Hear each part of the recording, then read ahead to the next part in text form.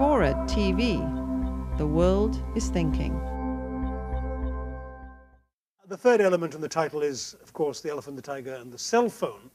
And that's quite deliberately because the cell phone in many ways has been, to me, the most striking symbol of this transformation of the elephant into the tiger.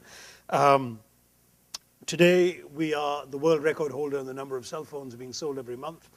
7 million phones average every month this year, going up every month, which of course means more new subscribers than China gets. And China, of course, has more cell phones in absolute terms, but the momentum is with India.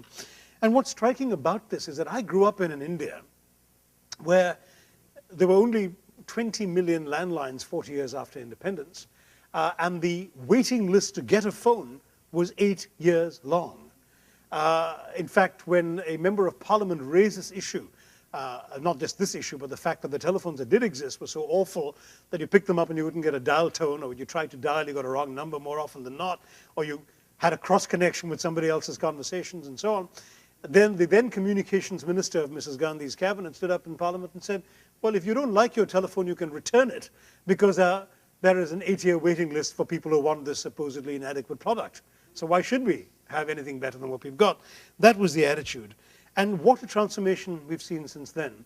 Today, the number of rural cell phones exceeds the entire number of fixed landlines in the country.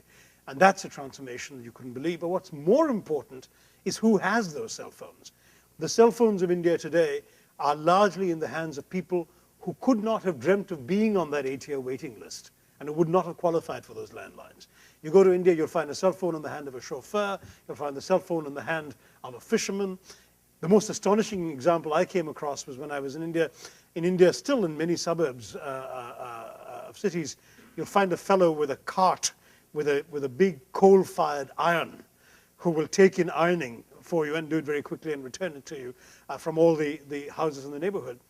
Now, in this particular suburb that I visited, the chap with the ironing cart had a cell phone, so that he could receive summonses to come and pick up clothes for ironing, and that he could call people back to tell them when their shirts were ready. I mean, this kind of transformation has been made possible because, of course, India also has the cheapest cell phone minutes in the world.